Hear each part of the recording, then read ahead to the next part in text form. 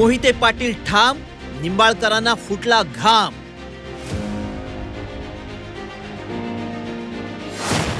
रामराजेंची भाजपला साथ की मोहिते पाटलांना हात।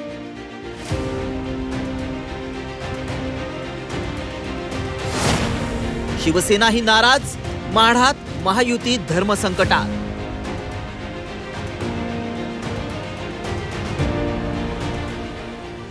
माढाचा तिढा दिवसागणिक सुटण्याऐवजी वाढतच चाललाय।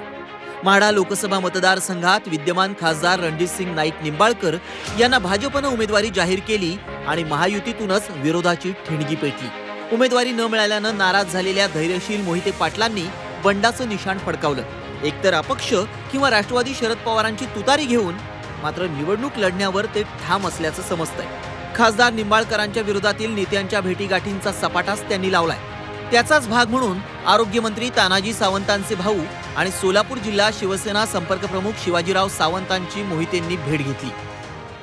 माढा मतदारसंघात फिरतोय आम्ही,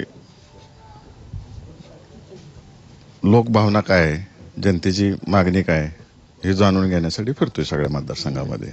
काल फडणवीस साहेबांनी रामराजे असतील, खासदार निंबाळकर असतील, जे भाजप सोबत त्यांची बैठक घेतली आणि त्यांची नाराजी दूर करण्याचा प्रयत्न केला। आपल्याला काय तसं निमंत्रण किंवा निरोप काय आहे किंवा नाराजी? No comments.